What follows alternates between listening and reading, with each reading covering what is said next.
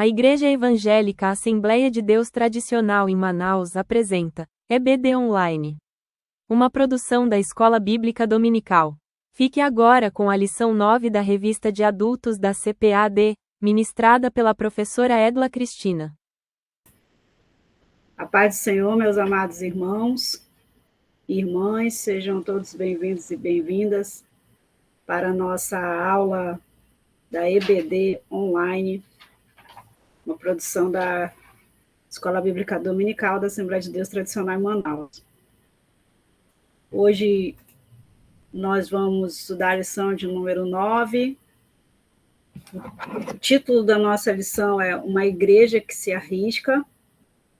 Estamos estudando sob o tema do trimestre A Igreja em Jerusalém, a revista editada pela CPAD, Casa Publicadora das Assembleias de Deus no Brasil, comentada pelo pastor José Gonçalves. O textuário, irmãos, da nossa lição está em Atos, capítulo 7, versículo 55, que diz: Mas ele, estando cheio do Espírito Santo e fixando os olhos no céu, viu a glória de Deus e Jesus, que estava à direita de Deus. A verdade prática afirma: a igreja foi capacitada por Deus para enfrentar um mundo que é hostil à sua fé e valores. A leitura bíblica em classe é um pouco extensa, está no livro de Atos, no capítulo 6, do verso 8 a 15, e também no capítulo 7, versículos 54 a 60. Nós vamos fazer a leitura, embora seja extensa, mas cremos que seja necessária. Atos 6, verso 8 diz: E Estevão, cheio de fé e de poder, fazia prodígios e grandes sinais entre o povo. E levantaram-se alguns que eram da sinagoga chamada dos libertos, e dos sirineus, e dos alexandrinos, e dos que eram da Cilícia e da Ásia, e disputavam com Estevão. E não podiam resistir à sabedoria e ao espírito com que falava. Então, subornaram os homens para que dissessem: ouvimos-lhes proferir palavras blasfemas contra Moisés e contra Deus. E excitaram o povo, os anciãos e os escribas, e investindo com ele o arrebatamento e o levaram ao conselho. Apresentaram falsas testemunhas que diziam: este homem não cessa de proferir palavras blasfemas contra este santo lugar e a lei. Porque nós lhe ouvimos dizer que esse Jesus Nazareno há de destruir este lugar e mudar os costumes que Moisés nos deu. Então, todos que estavam assentados no conselho, fixando os olhos nele, viram seu rosto como o rosto de um anjo. Atos 7, 54. E ouvindo eles isto, enfureciam-se em seu coração e rangiam os dentes contra ele. Mas ele, estando cheio do Espírito Santo e fixando os olhos no céu, viu a glória de Deus e Jesus que estava à direita de Deus. E disse: Eis que vejo os céus abertos e o Filho do Homem que está em pé e à mão direita de Deus. Mas eles gritaram com grande voz, taparam os ouvidos e arremeteram unânimes contra ele. E expulsando-o da cidade, o apedrejavam. E as testemunhas depuseram as suas vestes aos pés de um jovem chamado Saulo. E apedrejaram a Estevão, que em invocação dizia: Senhor Jesus, recebe o meu espírito. E pondo-se de joelhos, clamou com grande voz: Senhor, não lhes imputes este pecado. E tendo dito isto, adormeceu. Amém, irmãos. A lição de número 9 traz um desafio para nós. Eu gostaria de começar essa lição hoje de um modo um pouco diferente, com a sugestão didática dada pelo nosso comentarista, e eu gostaria que pelo menos 2 pessoas comentassem essa manchete, né, essa reportagem, cuja manchete, editada pela revista Veja, né? Isso aí não foi ninguém que inventou, realmente foi publicada essa reportagem sobre nós evangélicos, né? Sobre nós cristãos evangélicos no Brasil. Todos estão vendo, pelo menos 2 pessoas para comentar essa expressão aí sobre nós.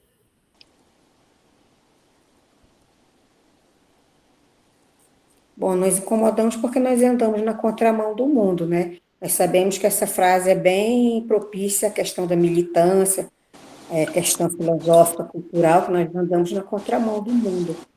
Esse terço da população, não sei em quantos milhões eles estão baseando, mas hoje todo mundo se professa da fé cristã, né? Todo mundo agora se diz evangélico,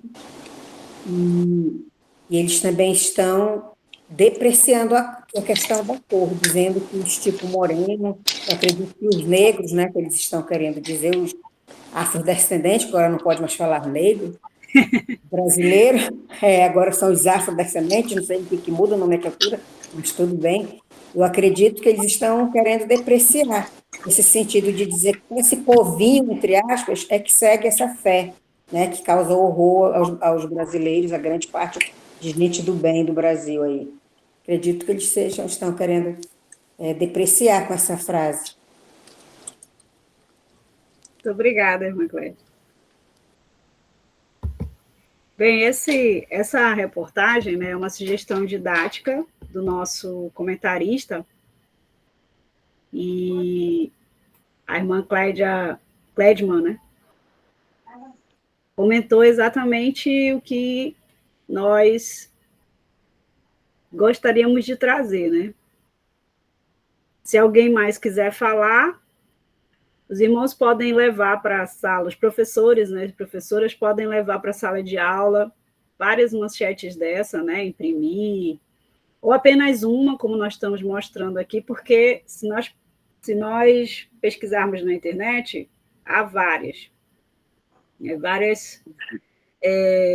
reportagens, vídeos de pessoas falando, e essa manchete é bem assim enfática, né? Bem preconceituosa, discriminatória, como a professora Clédima falou, é como se o evangélico fosse pessoa de incômoda, né? Nós incomodássemos, e como ela falou, nós incomodamos porque somos pessoas que pregamos a verdade, né? A única verdade, que é a palavra de Deus.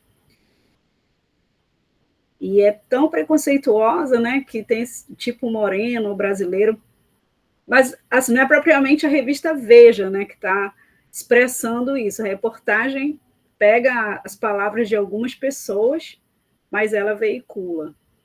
Então, houve na época, a época que foi publicada essa reportagem, os pastores se manifestaram, vários pastores se manifestaram, exigindo uma retratação da revista, e que era uma matéria discriminatória, né, preconceituosa. Então, o próprio comentarista pede que nós levemos para a sala de aula para gerar uma reflexão, já que o tema da nossa lição ele vai tratar de Estevão, né? Estevão, que foi esse homem conhecido como o primeiro mártir, como o primeiro apologeta, como o primeiro homem que, por defender a fé, acabou sendo morto, né? Acabou sendo perseguido por causa da defesa da fé cristã, da fé evangélica. Então, Estevão era um homem cheio do Espírito Santo, de sabedoria. Em alguns comentários, né, que eu estava estudando, né, e lendo, e fui bastante edificada. A gente vê que Estevão, ele teve uma vida curta, mas uma vida frutífera, né? Ele teve, vamos dizer assim, um ministério curto, mas uma vida cheia do Espírito e transbordante. E há um comentarista, o pastor Orlando Boyer, que diz que tem gente que vive a vida inteira, falando sobre Estevão, né? Que vive a vida inteira vazio, sem frutificar, sem dar nenhum testemunho da fé cristã. E Estevão, nós não sabemos, né, quanto tempo, desde que a igreja foi fundada, né, digamos assim, como estudamos na primeira lição, mas não sabemos quanto tempo, mas sabemos que foi curta, né, foi curto o ministério dele. A palavra Estevão significa coroa, é um nome que tem já indica, né, alguma coisa, o nome dele. Ele foi escolhido entre os 7 diáconos, então ele servia, ele era cheio do Espírito Santo, ele operava milagres, sinais e prodígios, né? E também evangelizava, ele pregava o evangelho. E essa pregação do evangelho era uma pregação eficaz, uma pregação cheia de eficácia.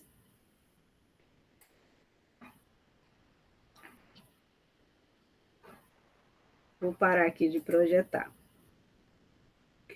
Então, irmãos, logo no primeiro ponto, nós vamos ter Estevão e a igreja que tem a sua fé contestada.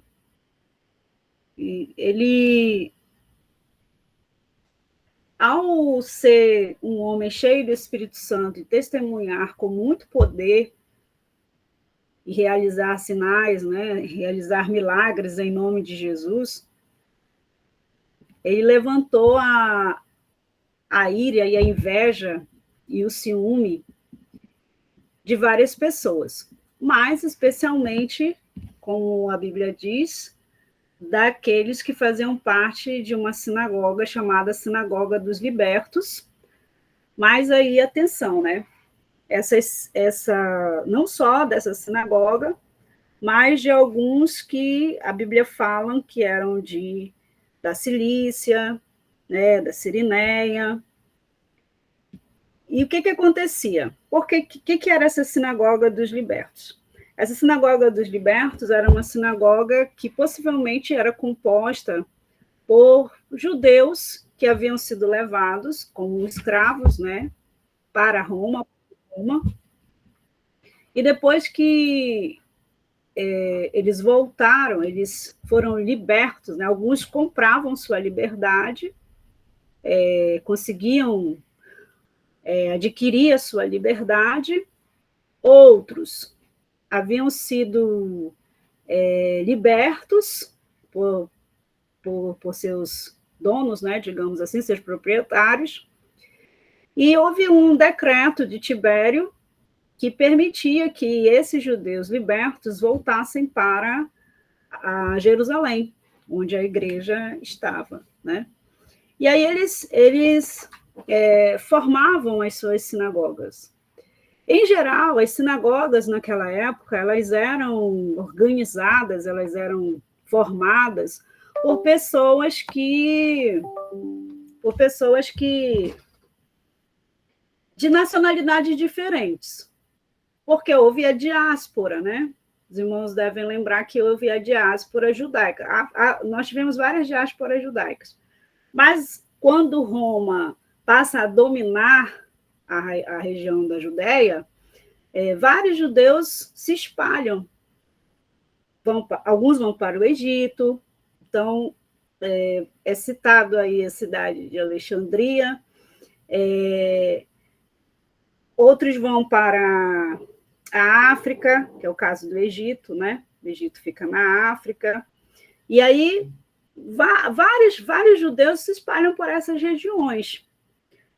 Alguns retornavam para Jerusalém. Quando eles retornavam para Jerusalém, eles acabavam formando as sinagogas para se congregar juntos, né? Até porque eles tinham também semelhanças culturais, né? Semelhanças até da língua. A maioria sim falava hebraico, isso é uma coisa importante, porque os judeus, em geral, né? Houve alguns casos específicos na história que eles acabavam perdendo, né, a sua língua materna, mas, em geral, os judeus sempre preservam, né, até hoje preservam esse ensino da língua. Então, eles falavam, sim, o hebraico, alguns dizem, né, aramaico, mas também tinham essas semelhanças, né, outras semelhanças culturais que eles acabavam se agregando por isso. Por isso, aí, os irmãos viram, né, que eles tinham essas sinagogas ali, congregando essas pessoas das mais diversas nacionalidades, né, porque por conta desse evento histórico que aconteceu, e eles se levantaram contra Estevão. É possível, os irmãos devem lembrar, que é possível que o próprio Saulo de Tarso estivesse entre essas pessoas que se levantaram, porque o texto bíblico diz que os também da Cilícia, né?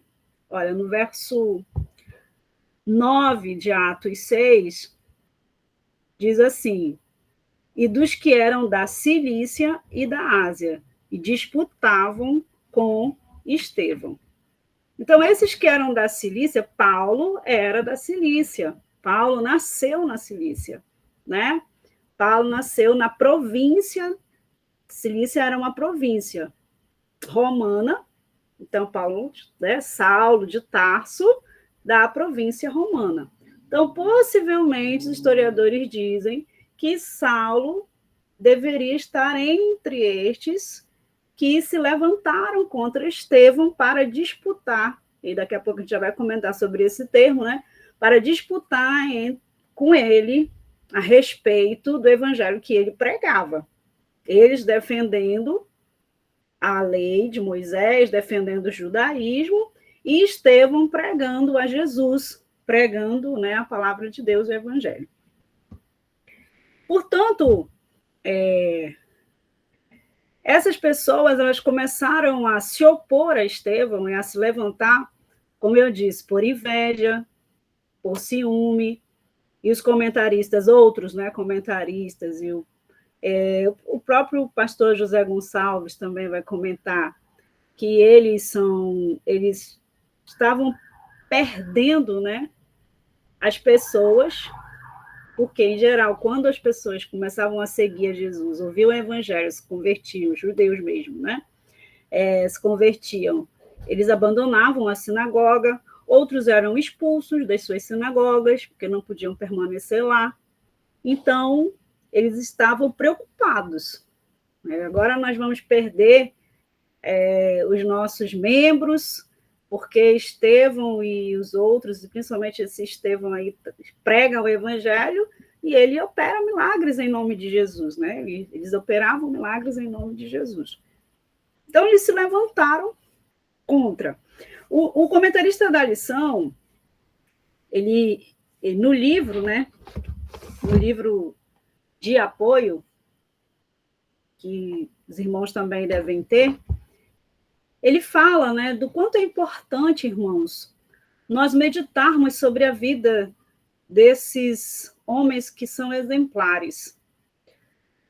E eu confesso que eu fiquei pensando que poucas vezes nós ouvimos uma pregação ou um estudo sobre a vida de Estevão. Eu tentei buscar aqui na minha mente qual foi a última vez que eu ouvi uma pregação sobre Estevão.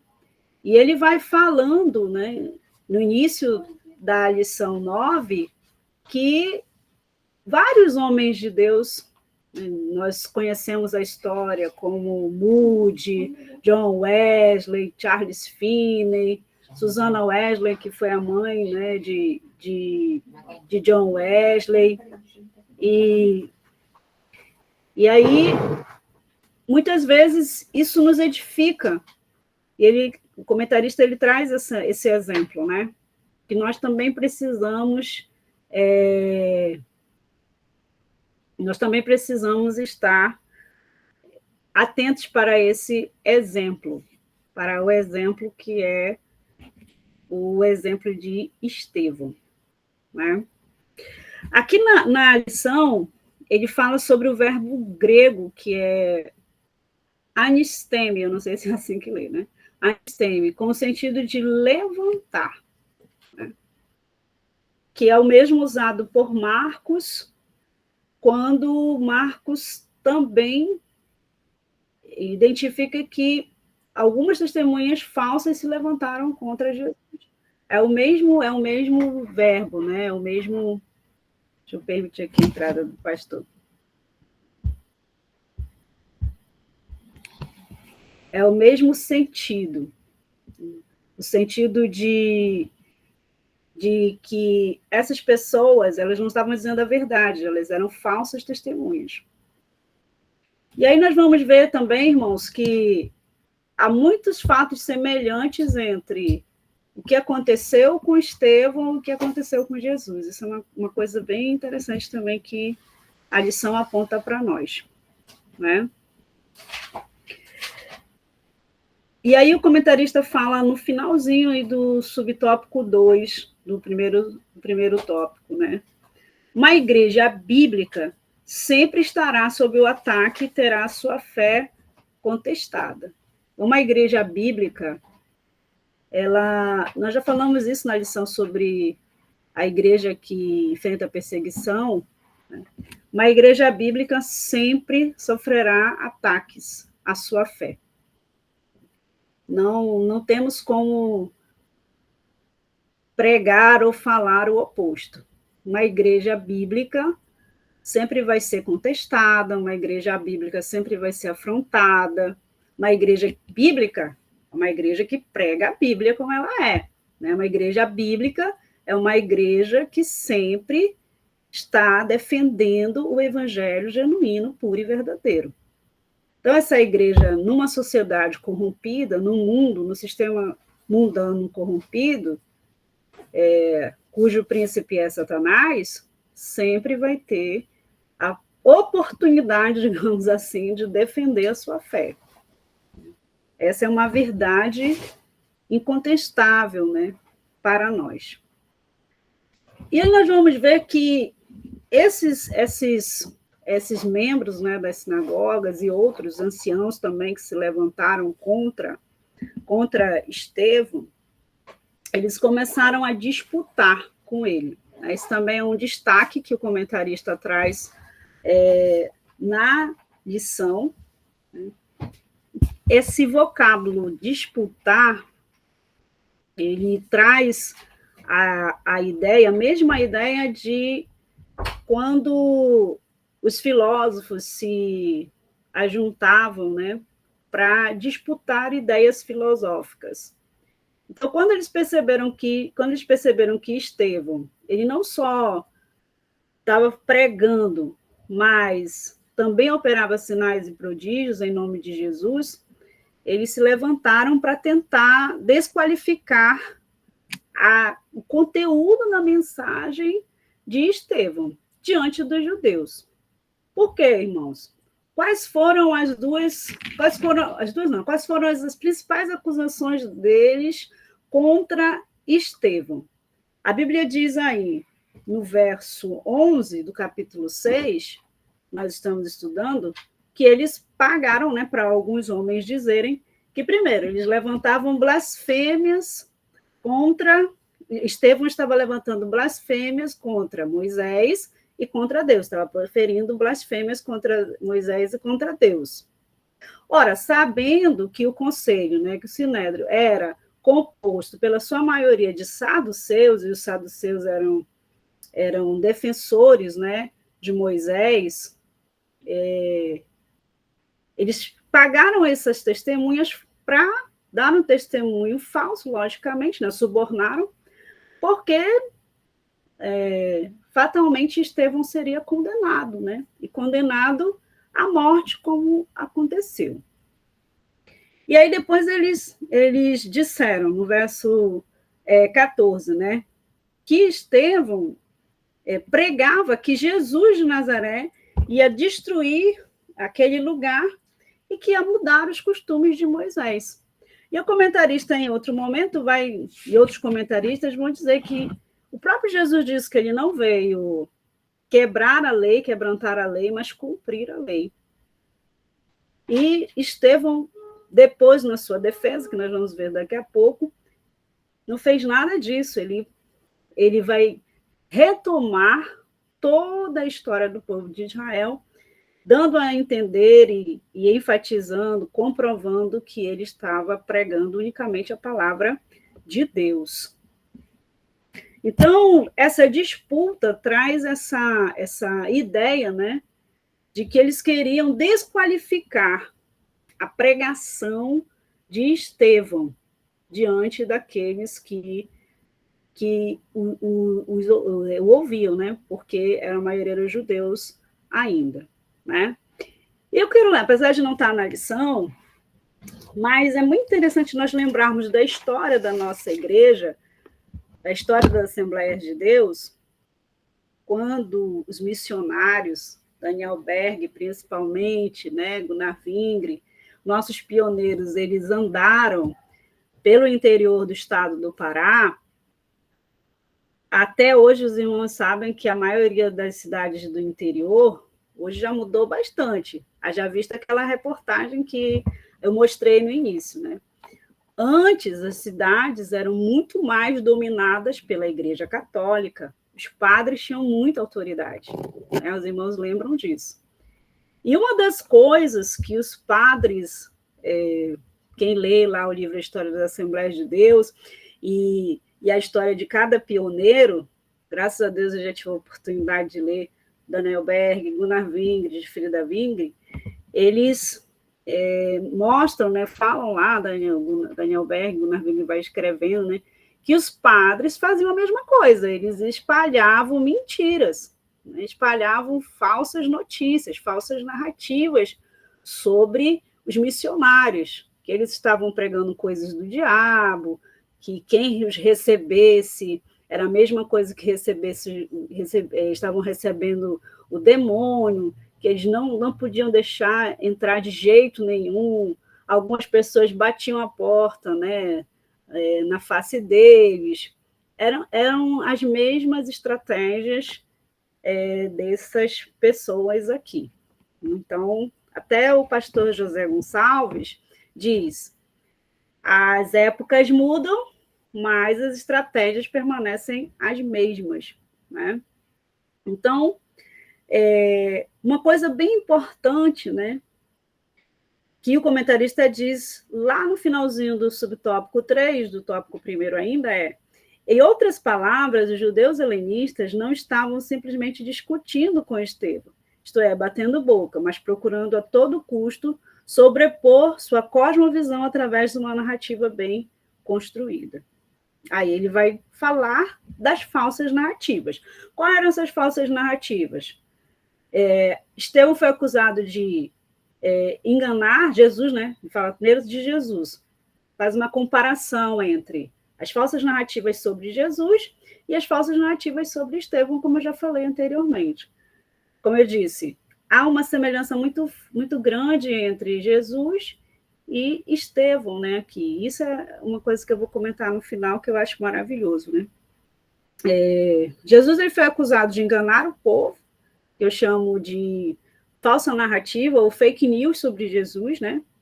Quando ele ressuscitou, que foi que disseram que o seu corpo havia sido roubado pelos discípulos. E quando Paulo, por exemplo, pregava o evangelho, ele foi acusado de pregar contra os decretos de César, e pelo fato de pregar a respeito da ressurreição de Jesus, os próprios gentios o acusaram de pregar deuses estranhos. Então, hoje, irmãos, não é diferente, como eu falei. Já quando os nossos pais chegaram aqui, quando os missionários chegaram aqui para pregar o evangelho pentecostal, falsas narrativas se espalhavam, e hoje a igreja também como eu mostrei na reportagem, continua lutando contra as falsas narrativas. Eu não assisto novelas, graças a Deus, nunca assisti, só quando eu era criancinha, né? Depois eu nunca mais assisti, não gosto de novelas, e creio que os crentes não devem assistir novelas. Mas nós sabemos como os crentes são retratados nas novelas, né? Agora há uma tentativa de mudar para chamar a atenção dos crentes, mas nós sempre fomos retratados ou como pessoas desequilibradas psicologicamente, emocionalmente, ou até mesmo como hipócritas, enquanto que pessoas de outras religiões são retratadas como pessoas simpáticas, pessoas serenas, né, pessoas sensatas. Então, a época muda, mas a estratégia do inimigo é a mesma, né? O comentarista até pergunta: você pode reconhecer essas narrativas, né? E como é, então, que nós vamos nos portar diante dessas narrativas? Que é exatamente o tema da nossa lição, né? Uma igreja que se arrisca. Então, nós não podemos nos envergonhar, nem nos acabrunhar, nem ficar tímidos diante dos desafios das disputas contra nós, das falsas narrativas, ou de pessoas que se levantam contra nós, né? Contra o evangelho, digamos assim. E aí nós vamos para o tópico 2, né? Deus na história do seu povo. Como já falei, Estevão é conhecido como o primeiro mártir, como o primeiro defensor, né, da fé cristã, um apologeta que defendeu a fé até a morte. E ele não recuou e nem diminuiu a sua, vamos dizer assim, a sua pregação, né? Ele não tornou sua pregação mais leve ou mais agradável. Infelizmente, nós não vamos ter tempo de estudar o texto, que eu acho belíssimo, né? Uma pregação, é um sermão maravilhoso. Nós não vamos ter tempo de fazer isso, mas ele não, em nenhum momento ele aliviou a sua pregação, ele não tornou sua pregação mais agradável para que os seus ouvintes não se sentissem ofendidos ou que não se sentissem magoados pela sua pregação. Ele pregou, ele defendeu a sua fé com a verdade e trazendo a verdade da palavra de Deus. O nosso superintendente está dizendo aqui, o Márcio Ângelo, né? Ele não fez uma autodefesa, isso é muito importante. Ele não fez uma autodefesa, ele não se defendeu, nem se desculpou, ele falou, pregou a palavra de Deus, defendendo a sua fé, dizendo por que ele anunciava o nome de Jesus. Então, isso é muito importante. Algo muito importante, irmãos, que eu escrevi aqui, não está bem na lição, mas é importante destacar, é uma coisa a mais que os professores podem levar para a sua sala, é que na defesa de Estevão nós percebemos um método que é chamado de método histórico. Esse método ele é muito utilizado pelos rabinos. Até hoje, um método chamado de método histórico, porém, atenção, não é a história humana, é um método histórico cujo centro dessa história é o agir de Deus na vida do seu povo. E até hoje, muitos rabinos utilizam esse método histórico para ensinar a respeito da Torá, né, ou do Taná. E, embora Estevão não fosse um apóstolo, um mestre, ele era um diácono, ele era um servo, né? Mas ele agiu pelo Espírito de Deus com uma sabedoria divina tão grande, maravilhosa, porque ele era um homem cheio do Espírito Santo. E o comentarista da lição diz que foi o primeiro sermão de um não apóstolo registrado na Bíblia. E um sermão maravilhoso, irmãos, que nós poderíamos passar o ano inteiro pregando sobre esse sermão.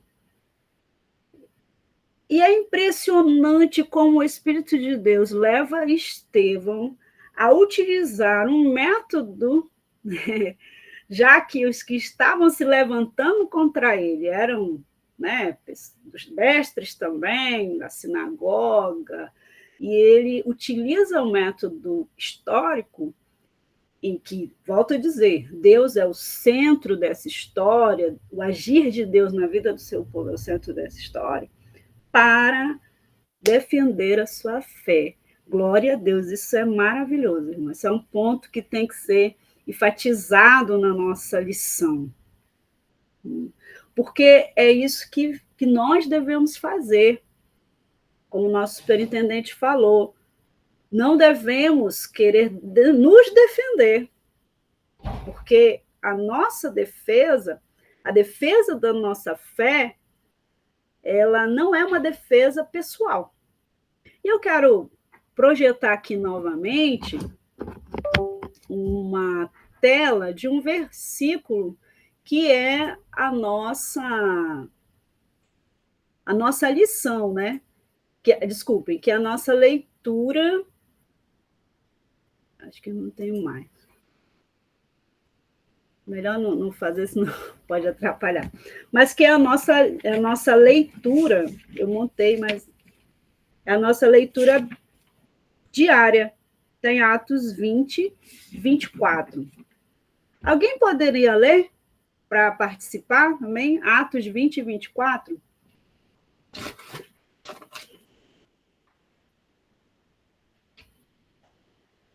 Alguém está aí com a sua Bíblia Sagrada? Atos 20, 24, diz assim: Amém. Mas em nada tenho a minha vida por preciosa, contanto que cumpra com alegria a minha carreira e o ministério que recebi do Senhor Jesus para dar testemunho do Evangelho da graça de Deus.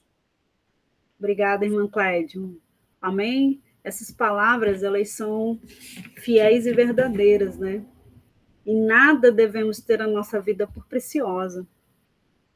Devemos dar a nossa vida para dar o testemunho do Evangelho. Isso foi que Estevão fez. Então, utilizar esse método para defender a sua fé, ele não estava se defendendo, ele estava defendendo, estava fazendo uma apologia à fé cristã. Né? Essa defesa da fé nos ensina que toda explicação, a defesa da fé cristã, chamada apologética, deve sempre ter um objetivo central, apontar para Jesus Cristo. Por isso falei que a defesa, o método que ele usa é a história da ação de Deus na vida do seu povo. Mas essas pessoas que ouviram, infelizmente, elas tinham o coração endurecido. Mesmo diante de todos os fatos apresentados por Estevão, ele vai trazer a história do povo de Israel, do seu povo, desde Abraão,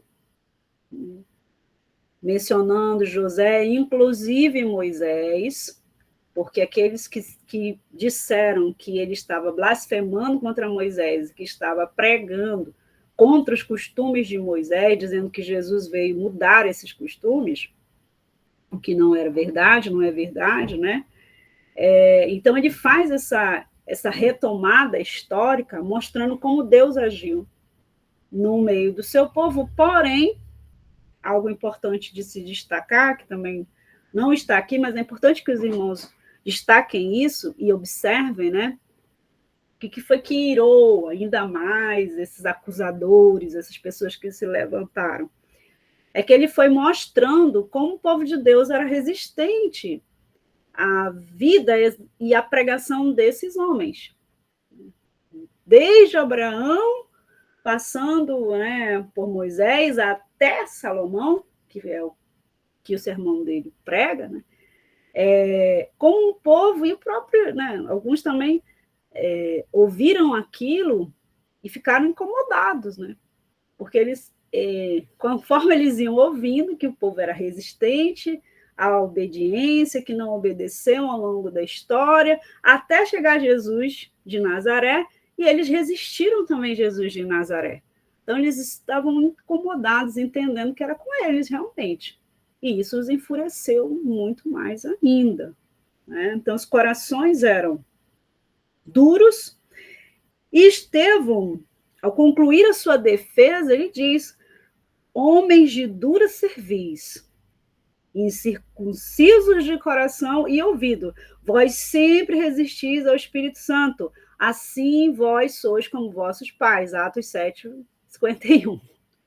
Quem quer pregar uma mensagem dessa? Pastor Bruno, né? Quem se levanta para pregar uma mensagem dessa? Então, como falamos no início, em nenhum momento ele suavizou seu conteúdo. Por quê? Porque é a palavra de Deus. Então, era a palavra de Deus sendo pregada, né? E aí, irmãos, uma coisa muito importante, principalmente nos nossos dias, em que estamos sendo recebidos por grandes emissoras. Nós, os irmãos, estão entendendo, nós evangélicos, né? Nós evangélicos estamos sendo convidados por programas de altíssima audiência para cantar, para falar, para sermos entrevistados, né? E como tem sido o nosso testemunho, como tem sido a nossa pregação. Essa é uma reflexão que temos de fazer, porque o mundo, ele nunca vai aceitar o evangelho verdadeiro, a não ser que seja convencido do pecado, da justiça e do juízo. Então, se for a mensagem, imagina irmos para a TV, para os programas, para os podcasts, né, e pregarmos: homens de dura cerviz, circuncisos, vocês resistem à voz do Espírito Santo, vocês resistem à palavra de Deus. Imagina isso. Esses corações eram endurecidos, permaneceram endurecidos, e como disse, Estevão não suavizou sua mensagem, não tornou agradável. Eu lembro que nós fomos a uma igreja algum tempo atrás, lá em Salvador, e a minha mãe sempre comenta sobre isso, né? Como Jesus estava sendo pregado naquela igreja. É como se Jesus fosse algo que estivesse sendo oferecido, assim, né? Olha, venham para Jesus, por favor, aceite Jesus. Venham para Jesus. Jesus, ele te ama, ele te recebe do jeito que você está. É verdade, não é mentira, né? Mas sabemos que o evangelho verdadeiro é transformação, é mudança de vida, é negar a si mesmo, é deixar, né, as coisas velhas, deixar o homem velho. Ouvimos ontem, né, na segunda-feira, ouvimos lá um culto de doutrina, matar o homem velho, é matar a velha natureza, é mortificar as obras da carne.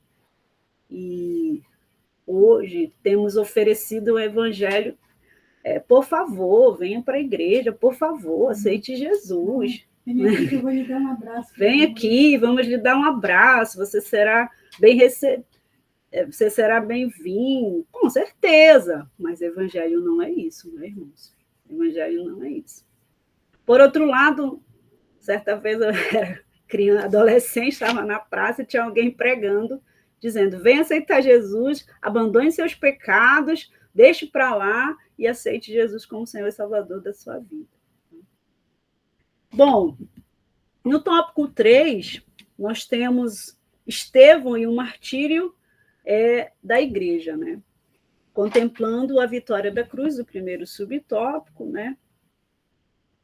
Estevão, então, primeiro ele foi preso a partir do seu discurso, das falsas testemunhas que o levaram até o conselho, né? E lá no conselho, as falsas testemunhas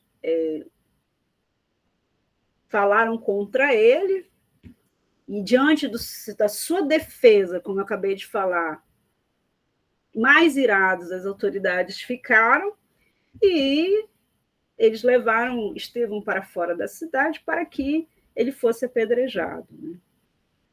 Uma coisa importante, irmãos, é que, em geral, esse apedrejamento, ele era... Isso é um detalhe interessante, né? nós atentarmos, né?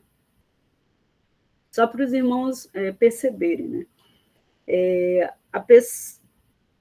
As testemunhas, que é assim que a lei estabelecia, né? Elas tinham que estar presentes. Testemunhas que acusavam aquela pessoa, né? E uma das testemunhas tinha que, primeiro, em geral, era assim, né? Tinha que pegar a pedra e jogar no peito, né, da pessoa que estava sendo acusada. Se essa pessoa não morresse, aí vinha outra testemunha, porque tinha que ser pelo menos 2 testemunhas, né? Então vinha outra testemunha e jogava outra pedra. E se essa pessoa não morresse, com a segunda, né, testemunha agredindo ela, apedrejando, aí sim todos os outros poderiam apedrejar. Aí nós vemos que muitas vezes isso não era observado, né? E aí o próprio comentarista vai dizer que esse julgamento de Estevão, tal como o de Jesus, olha outra semelhança, né? Foi um julgamento ilegal. Ilegal. Então, esse também é um fator interessante de nós observarmos, né? Bem interessante. Então, naquele momento, diante de um grupo enfurecido, o que aconteceu? Estevão, como um homem cheio do poder de Deus, cheio do Espírito Santo, ele contemplou a glória de Deus. Ele viu os céus abertos, a semelhança, né, de Jesus também, que teve sempre a aprovação de Deus e a manifestação de Deus sobre a vida dele. Estevão, naquele momento, sendo ali já quase que morto por aquelas pessoas, ele viu os céus abertos e o Filho do Homem estava em pé à mão direita de Deus. Bom, quando ele disse isso, aí mesmo que eles, né, ficaram estarrecidos e enfurecidos, hipocritamente, né, enfurecidos. Mais uma coisa importante que o comentarista destaca é que Estevão manteve seus olhos fixos, né, para os céus. Ele era um homem tão espiritual, um homem tão cheio do Espírito Santo, que em nenhum momento ele amaldiçoou, em nenhum momento ele quis que aquelas pessoas também recebessem, né, um castigo. E aí o comentarista diz: uma igreja que mantém seus olhos no Cristo glorificado não tem nada a temer. Nós não precisamos, em nenhum momento, temer. Nenhum tipo de questionamento da nossa fé, nenhum tipo de afronta. Não precisamos temer.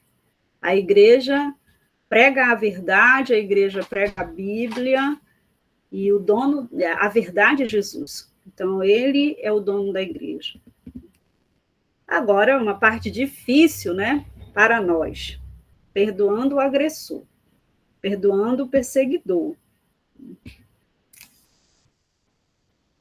Poderíamos até perguntar para ver se os irmãos lembram, mas, como é uma aula, já terminou meu tempo, né? O nome Estevão significa coroa. E aqui, o comentarista diz, aqui vemos um cristão que não teme a morte porque contempla a coroa da vida.